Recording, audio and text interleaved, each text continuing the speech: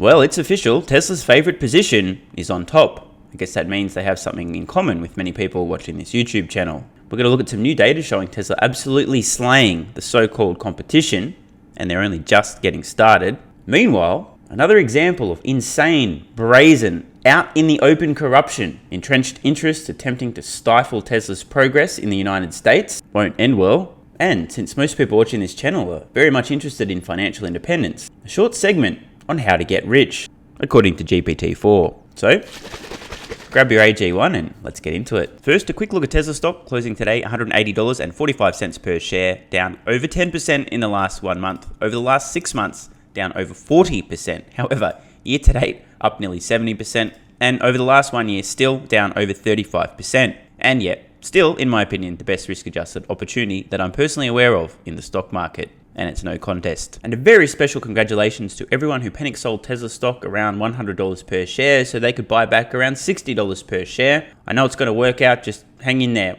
Great decision. I definitely think trading around a very volatile stock when it's dirt cheap and the valuation makes no sense is a no-lose strategy. So just hang in there. I'm sure it's going to get to $60 or so per share eventually after a few more splits. And now we're over on Inside EVs. Europe, Tesla Model Y outsold all other electric cars in January 2023. Tesla expanded its volume by more than 1,000% year over year. In Europe, the number of new vehicle registrations increased by 11% year over year to 907,000. That's in 27 European countries, monitored by Jato Dynamics, who are reporting this data. That's a positive sign, although the volume was still lower than a few years ago. And do you know why that is? Because ICE sales are collapsing at the same time EVs aren't ramping up fast enough. People don't quite seem to be getting this still. But I'm telling you, we've already passed peak ICE vehicle sales. I'm on the record. Hold me accountable. One of the most interesting things is that SUVs reached a new record market share of 51.3%, which is kind of fucking insane. More than half the entire market, just SUVs. So I guess if you're forward thinking and you had people who had brains and they used their brains to think forward, probably the play would be to develop a compelling mass production electric vehicle that is a SUV. But not to do that until you've gone through a few generations of technology first, so that when you drop the SUV, it's so fucking good nothing in the marketplace can compete. If you were to do something like that, such a product may quickly rise up the ranks and become one of the best-selling vehicles of all time. Of course, no one had the vision and foresight to do that, so big missed opportunity, I guess. Another engine of growth is battery electric vehicles, which also expanded their volume by 14% year over year to 92,700. According to Jato Dynamics, the most registered all-electric model in January was the Tesla Model Y, with 7,174 units, which does not surprise us, as it's right in the middle of the hottest segment, battery electric vehicles and SUVs. Imagine that. It's obviously pure luck that Tesla just so happens to have a compelling electric SUV. It's also a massive coincidence they built a factory in Berlin to solely produce that exact vehicle model, which is currently ramping up. So if you thought this was crazy, just you wait till Berlin ramps. Again, pure luck. No strategies, just no one could have seen this coming. It's just Tesla's very lucky. The other popular models were the Dacia Spring. I don't even know how to pronounce that company. I've never even heard of Dacia, whatever. Volkswagen ID4, Volkswagen ID3, Fiat 500, but none of them were even close to the Tesla Model Y. It's true. If we look at this table here, on the right-hand side, BEV, which is pure battery electric, versus 2022 Tesla Model Y, 7,174 vehicle registrations, just January 2023 in Europe, 27 countries within Europe. Number 2, 4,242, and number 3 and 4, both from VW, combined roughly the same number as Tesla's Model Y. It's still a one-company race at this point in time. And the disturbing thing is that Tesla is massively outselling German automakers in Europe. Keeping in mind the German automotive market is a huge chunk of the overall European vehicle market. There's something to say about brand power.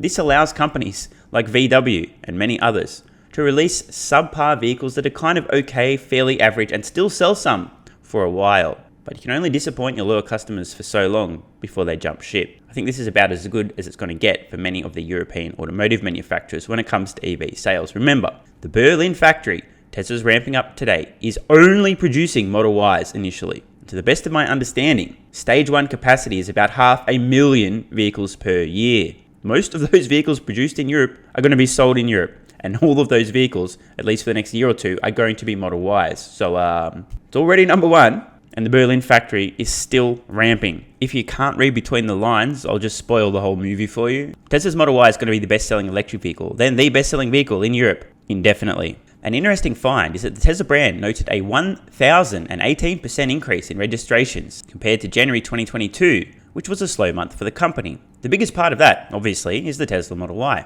Now, why might that be? Because they're ramping Berlin. They now have more Model Ys that they can sell in Europe, and therefore they are selling more Model Ys in Europe. So again, as the factory ramps up in Berlin, there's going to be more Model Ys produced and sold in Europe. I want to be really clear.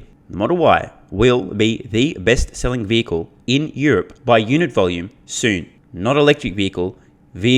And then it will go on to sell 2 times more vehicles than any other vehicle has ever sold in Europe, ever, in a single year. And then 3 times, and probably 4 times as well. And you can hold me accountable. Those are based on my own estimates. For reference, VW increased its battery electric vehicle sales by 29% year over year. Good job, VW. Audi by 29%, BMW by 28%, and Mercedes-Benz was up 16%. While Tesla continues to expand and note some interesting results, the brand is, however, still relatively small in Europe. Correct. In January, it was behind Suzuki, Mini, and Jeep. Time will tell whether the company will be able to improve its position. Oh, it will. Especially considering the end of quarter rush, there is a potential for a much higher position. So we're now looking at the top 25 best-selling brands in Europe, the 27 countries. Now, these are all vehicles sold, all models, not just electric. Tesla's not even in the top 10. VW, January alone, almost 100,000. Toyota, just over 70,000. Skoda, 50,000. Mercedes, 50,000. Audi, almost 50,000. Dacia, again, I've never even heard of this. Is it just me? Have I been living under a rock? I obviously have. You guys can see, I'm not going to read every single one of these out. Let's get all the way down to Tesla. Hello, Tesla. Oh, there we are. Number 24. But it's not about now. It's about the rate of progress. An absolutely stunning 1,000+% year over year increase. Just want to make sure that everybody who sucks at math, by the way, I also suck at math. That's what calculators are for, is following along at home. If Tesla did another 1,000% increase in their deliveries, anyone want to guess in the comments below what position on this chart of top selling brands in Europe will Tesla be? Spoiler alert, number 2, which is also an accurate description of all the other so-called competition that Tesla's going to be beating in the next year or two. So keep that in mind. Tesla's still at the bottom of the mountain in Europe, literally, but as they ramp up their Berlin factory, fill in the blank. And now onto something that can only be described as absurd, and that's being generous. Bill restricting electric car stores, now law in Mississippi. Mississippi's governor has signed a bill that will restrict electric car manufacturers from selling vehicles in person unless they open franchised dealerships. Does anyone want to guess why this would be the case? Now, look, before you guess, let me just ask you a question. Is this in the best interest of consumers? Spoiler alert, no. Who is this in the best interest of? That would be car dealerships, who are some of the most profitable and influential businesses anywhere. Is there anyone, other than those of you who enjoy pain and, I'm not judging you, who's a fan of the experience of going into a car dealership to purchase a new vehicle, not knowing what you're going to pay, having to negotiate, deal with slimy car salespeople? In addition, is it reasonable to prevent a company, an American company, from selling its products to consumers in your state unless they open franchised dealerships? No. Is this fair? No. Is this reasonable? No. Is this corruption?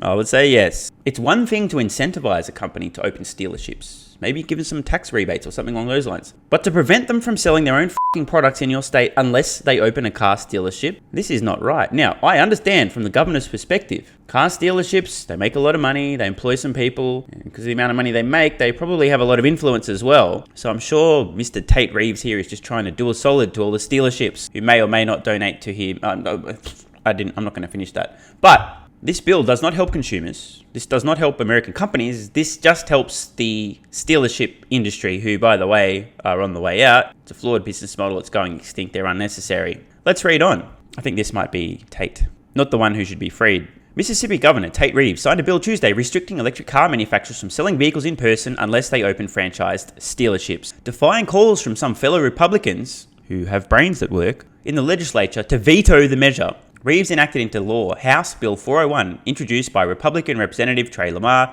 Who cares, wherever, whatever. The law will force electric car companies such as Tesla and Rivian to sell vehicles through franchises rather than company-owned stores, which is how they currently operate. Quote, almost 200 small businesses in communities across our state are seeking assurances that big manufacturers can't just destroy their businesses. That's fair. This is not fair, okay? If you have an archaic business model, Somebody comes along and does something better and you go out of business. Too fucking bad. This is how capitalism works. Okay, the United States is not under a communist regime. Reeves, a Republican, said in a statement posted to social media, quote, "I also recognize that innovation in this industry is inevitable. And with innovation comes new companies with new business models. I am committed to finding long-term solutions in an ever-changing market." Jeez, you can tell this guy's a fucking politician. Talking out both sides of his mouth here. Literally preventing innovative companies who are doing things better from doing things better in his state.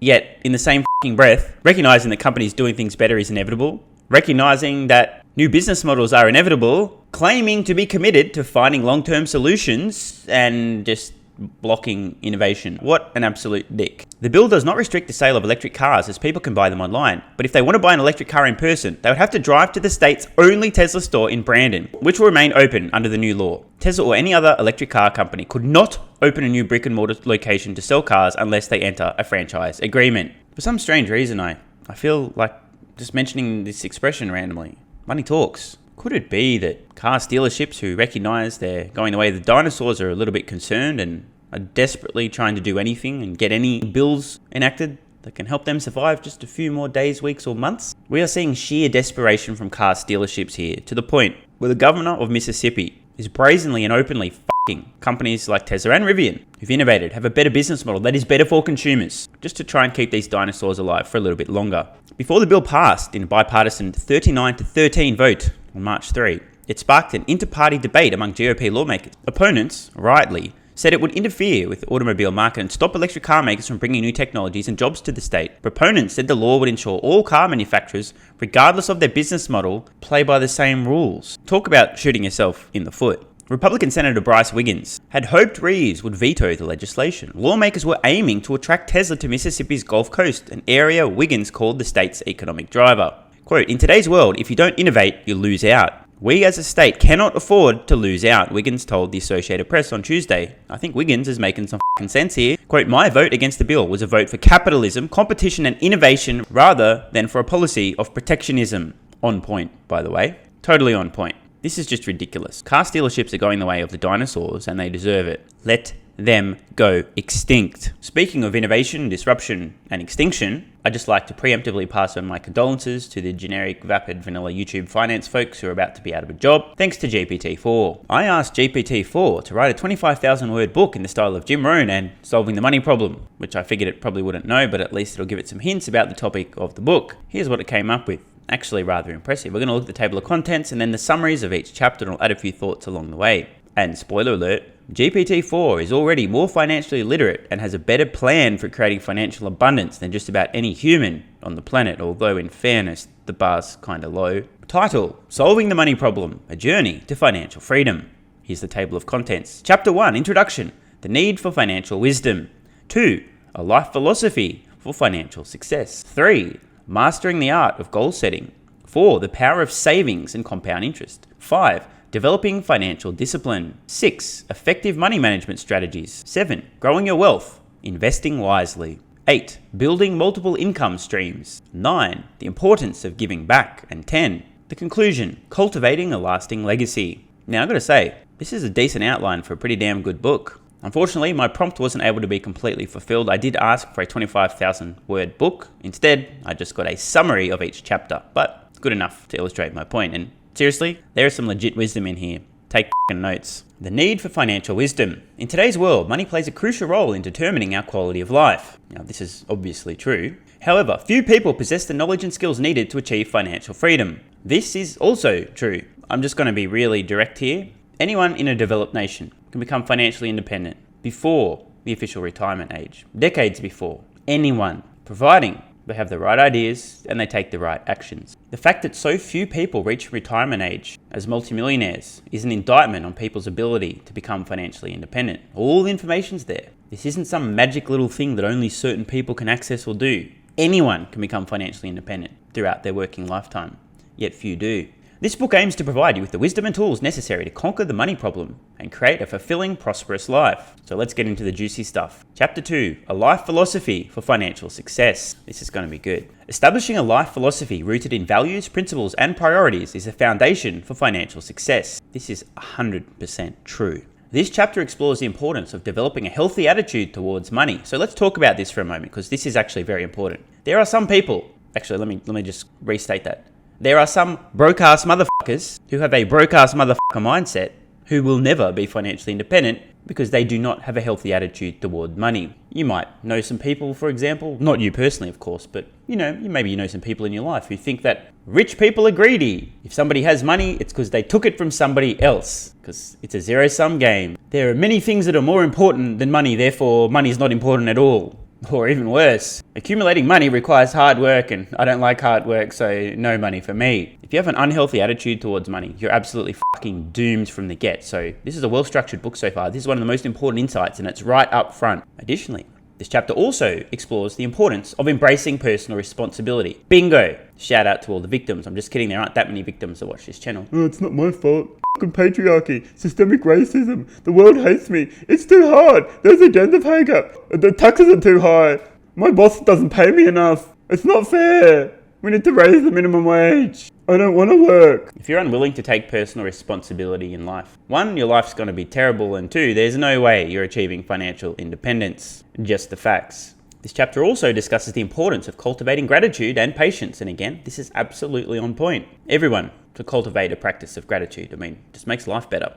And second, if you're impatient and you're attempting to achieve financial independence, I'm sure you guys know how that one ends, right? These qualities will serve as the guiding principles for your journey to financial independence. By the way, this is brilliant. This is absolutely on point. Chapter 3, Mastering the Art of Goal Setting. Ooh, one of my favorite topics. Setting clear, measurable, and attainable financial goals is a first step to transforming your financial situation. Now, this is one of the most obvious things you'll hear, but it is so true. Are you ready to get offended? Every single person watching this channel now who does not have clear written goals, not just financial, but everything, is a dumb motherfucker. I said it, and I mean it. I just want to make sure you got that. If you do not have clear written goals for your life right now, as you read, you are a dumb motherfucker. Now, I'm not judging you for being a dumb motherfucker. I'm just pointing out that you are a dumb motherfucker. It's not a judgment, just an observation. I'm not being mean, I'm being accurate. You will not find a single person who has mastered the art of goal setting. Not one. Who'll say, you know what, if I didn't learn to set goals, if I wasn't setting goals, everything would have turned out just the same. Goal setting wasn't helpful to me at all. It didn't help at all. Having clarity, no, that wasn't powerful. Didn't give me something to aim for. Didn't help me clarify what I wanted in life. That whole process of thinking through what I want, that was useless. Goal setting sucks. You won't find one, but you will find plenty of dumb motherfuckers who say that goal setting is a waste of time, it's silly, it's useless, etc. And don't get me wrong, you can achieve goals without having written them down and having set them. But this is more by chance than by good management. I regularly set and review goals. I've been doing this now for well over a decade. I genuinely believe that goal setting is the master key for success in life. If you can determine what you want, what you're aiming for, then you can build a plan to actually get there and then execute on that plan. It's so simple and obvious, yet so many people miss this important mark. Goal setting is a skill. You get better at it with time. For example, when I was in my early 20s, I just started full-time work. I set an audacious goal, at least what I thought was an audacious goal at the time, of earning an annual income of $100,000 per year before age 40. I did achieve that goal early. I'm still not yet 40. And I am earning over $100,000 per year. Let me ask a question to everyone watching. What's your goal for how much income you'd like to earn over the next 12 months? What other financial goals do you have? If you don't have an answer to that question, you are a DMF. It's just true. Don't get offended. I'm just trying to help. But you really are a DMF. I can't stress the power of goal setting. And it's not just when it comes to financial goals. All goals, health, relationships, spirituality, you name it. You should have written goals for all areas of your life. When you have a goal, you know what you're aiming for, you can then develop a plan and then you can start executing on the plan. It's so important. The hypothetical chapter on the art of mastering goal setting discusses the importance of goal setting and provides a step-by-step guide for creating a financial plan that aligns with your values and priorities. Now, if anyone's wondering, hey, where can I find a step-by-step guide for creating a financial plan, blah, blah, blah. There's these things, I know you've probably never heard of them, called books. There are literally probably tens of thousands of books just on this very topic. I've probably read 500 of them. Chapter 4, the power of saving and compound interest. Saving is a critical component of financial success as it enables you to prepare for future expenses and take advantage of investment opportunities. This chapter explains the concept of compound interest and demonstrates how even small, consistent savings can lead to significant wealth over time. Now, hopefully everyone watching this channel has gone through the exercise and understands compound interest. If you don't, you've really missed a trick here. When I went through this exercise in my 20s, I realized the urgency of beginning to invest ASAP. The longer you leave it to start investing and building wealth, the harder it's going to be. Compounding is your friend. The longer you have capital compounding over time, the easier it will be to become financially independent. And of course, if you can't save, you're f***ed. I mean, seriously, I'm just going to say it. Another controversial but accurate statement about reality. Somebody said this, not me, and I'm paraphrasing here, but if you cannot save money, the seeds of greatness are not within you. Of course, there'll be some people who are ready to retort, Steve, you don't know how hard it is, man. I got kids, got this, I got that, I got bills. So just before you give your excuse, back to chapter 2 here, something about the importance of embracing personal responsibility. Anyone can save money. I can't save anything, you don't understand, I got my bills. Bro, you could save at least 1% of your income this month. Just buy one less packet of Tic Tacs, you're f***ing done. Easy. How hard was that? Oh, but you don't understand. If that's you, just give up. You're never going to make it. Sorry, just the facts. Chapter 5, Developing Financial Discipline. Financial discipline is the ability to prioritize long-term goals over short-term impulses. This chapter offers practical tips and strategies for cultivating self-control, avoiding debt, and making wise spending decisions that support your financial objectives. I mean, pretty basic stuff here, kind of self-evident, but if you aim to become financially independent, financial discipline is a non-negotiable. Now, there's always people that have a response along the lines of, so what you're saying is you can't have any fun. You just have to sacrifice your whole life just so you can give some money when you're retired. That sucks. Learn to live, bro. You should enjoy life. Believe it or not, one can simultaneously be financially disciplined and still enjoy life. Crazy concept for some people, but you can actually do that. Some of the most enjoyable and fulfilling moments of my life when I was spending almost nothing, living below the poverty line, aggressively saving toward my investment goals. Being financially disciplined doesn't mean depriving yourself of fun, experiences, joy. It just means being intelligent with how you manage your money. If you're flat ass broke, but you want to take a woman out on a date, you can be financially undisciplined and just spend $150 on dinner and drinks somewhere, or you could get creative and go watch a moonrise over a lake, have a picnic, go for a walk. Chapter 6, Effective Money Management Strategies. Proper money management is the key to ensuring your financial resources are allocated efficiently.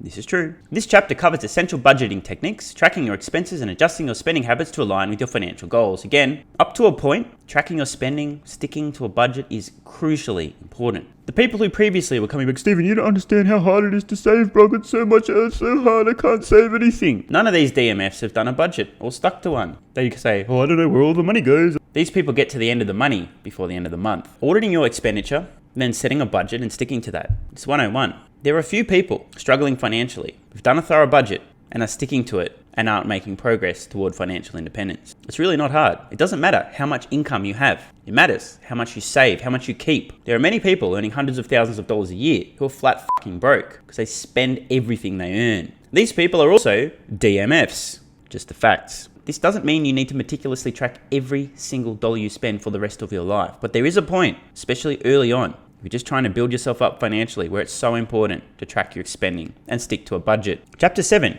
Growing Your Wealth, Investing Wisely. Investing is a crucial aspect of building wealth and securing your financial future. This chapter introduces various investment vehicles, including stonks, bonds, and real estate, and provides guidance on selecting a diversified investment portfolio that meets your risk tolerance and long-term objectives. Now, obviously, investing is pretty much a non-negotiable when it comes to creating wealth. You're not going to save your way to financial independence, unless you are an extreme exception to the rule. In my own case, I built a strong foundation of real estate, then began buying Tesla stock while building a business, retired from that business, got a bit bored, started on YouTube, and here we are. And that segues nicely into the next chapter. Building multiple income streams. You'll find very few people who are financially independent who have a single income stream. Very few who have 2 income streams. Now, they do exist, but they are exceptions to the rule. Creating multiple sources of income is an essential strategy for financial stability and growth. Now, keywords here, financial stability. This is very true. If your sole source of income is your job and you get fired, you're f***ed. Wouldn't it be better if you didn't just have a single source of income? Creates a lot more financial stability, doesn't it? This chapter explores various ways to generate additional income, such as starting a side business, pursuing passive income opportunities, and leveraging your skills and expertise. This is absolutely on point. In fact, I can't recall a time where I didn't have multiple sources of income. Even when I started my first full-time job as a designer years ago in my early 20s, I was already doing paid work as a journalist, a photographer, a web designer / developer, and a graphic designer. I was playing in some bands and getting paid, not much, but it all counts. As I worked as a designer, I had an online store selling music products, clothing, merchandise from all around the world, limited edition stuff, crazy heavy metal things. I had a music website doing reviews, had a lot of advertising on there as well. This was, by the way, back in the day where I could literally put some sneaky 1-point text, same color as the background, with words for asbestos compensation to get Google ads with insanely high click-through rates. Unfortunately, that hack disappeared, I don't know, probably 15 years ago. But the point again, today I have half a dozen or more independent income streams. This gives me a lot of financial stability and flexibility, and it means I'm never hungry for money, I'm never chasing, I'm never desperate. If you guys had any idea the number of DMs and emails I get on a daily basis, people trying to throw money at me, but why bother? I don't need it. I have rental income. I have income from the finance business I made years ago. I have YouTube ad revenue. I have Patreon income. I have merch sales, my secret OnlyFans that you guys don't know about, and maybe one or two more. One extremely important thing that seems to be missing from this book, and boy, is it important, is increasing your value to the marketplace. People get mad about this all the time, but it's so true. You get paid in proportion to how much value you bring to the marketplace. But Stephen, you don't understand. That's not true, man. I don't get paid enough by my boss. Then get another job, you little bitch. If you're really worth that money, someone else will pay you, right? But Stephen, that's not... Stop making excuses. Take some personal accountability. If you're not getting paid what you think you deserve, either A, you're deluded, or B, you need to get a job somewhere else where they'll pay you what you're worth. It's a ladder. You start at the bottom, minimum wage, working at McDonald's. You can climb the ladder just by increasing your value to the marketplace. It's as simple as that. Some people just cannot accept this. People who have the victim mentality, the broke-ass motherfucking mindset, they're doomed. But I'm telling you, it's a ladder. You can climb as high as you want. And you can become valuable enough at just about anything. There are people today who stream themselves playing video games who make millions of dollars per year. Sounds kind of insane, but it's true. If you're good at what you do, if you can offer value, whether it's entertainment, information, a combination thereof, you'll be well remunerated by the marketplace. These are just the facts.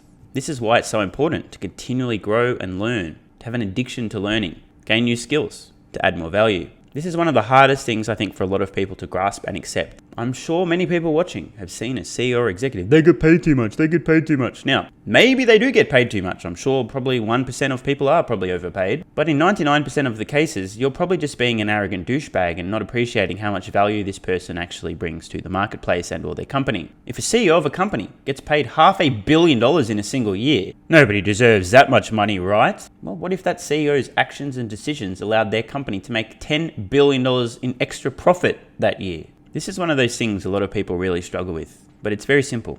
If you increase your value to the marketplace, you'll be rewarded in proportion to how much value you bring. And if not, get another job. There will occasionally be temporary anomalies where this doesn't play out, but these are anomalies and they are temporary. Most of the time when people say that person's getting paid too much, that's bullshit, nobody deserves that amount of money, what they're really saying is, I don't deserve that amount of money. I don't bring that much value. I don't have those skills. I don't feel like I could ever earn or deserve that money. Therefore, nobody else could as well. The end. Remember chapter 2, the importance of having a healthy attitude towards money. A healthy attitude is, they got paid $20 million last year. Damn, they must have brought a lot of value. An unhealthy attitude is, $20 million, nobody deserves that. Chapter 9, the importance of giving back. Philanthropy and generosity play an essential role in personal fulfillment and financial success. This chapter emphasizes the importance of giving back to your community and supporting causes that align with your values, highlighting the positive impact of generosity on both your financial well-being and personal happiness. Again, absolutely on point. You can't take it with you. And once you're able to meet your own needs financially, you're not in survival mode. There's nothing more fulfilling and impactful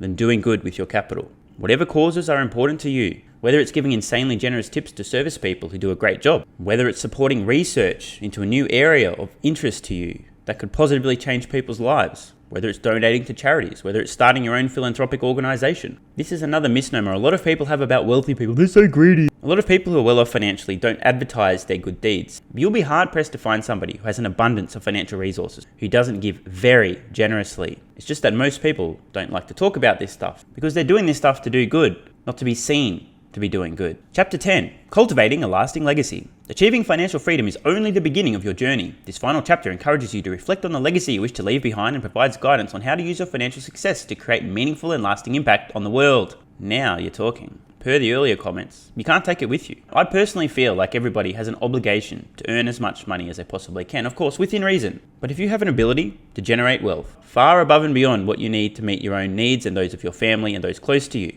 why? So you can do good in the world. If you can create financial abundance, in my opinion, you should do so. And when you are financially abundant, use that to do good in the world. I mean, duh. That was a bit more long-winded than I expected. But I gotta say, GPT-4 knows what's up. Some solid advice there in terms of solving the money problem. Mindset matters. If you're not setting goals, you've already lost. Multiple income streams, managing your money, budgeting, saving, and investing within your risk profile. The importance of giving and in creating a lasting legacy. And to bring things full circle, this is exactly why I'm still investing every spare cent into Tesla stock. I'm not doing it for me. I'm well past that point. Years past that. I'm investing not for me now, but for future philanthropy. I want to have a big impact, and I know some of the stuff I'm going to do is going to require a lot of capital, so I need to accumulate that capital, which is exactly what I'm doing. For what it's worth, my personal budget is to keep my expenses below 10% of my income. The other 90% ain't for me. It's for doing good. While we're on the subject of doing good, I've been doing a lot of exactly that by heavily encouraging everyone watching this channel to take Athletic Greens AG1 every day, just like I do. Some people get mad, and other people realize maybe there's something in this. Maybe they have some nutritional gaps. Maybe they could do with 75 high quality vitamins, minerals, and whole food source nutrients, prebiotics, probiotics, and adaptogens, plus digestive enzymes. Maybe feeling and performing their best would be helpful, which is exactly why I continue to bang the drum on Athletic Greens AG1. Some people get mad, and other people think, oh, you know what? Wait, did you say 90-day money back guarantee? I'll probably feel and perform better, and if I don't, I'll get my money back? Oh, I'd have to be a moron not to at least try, right?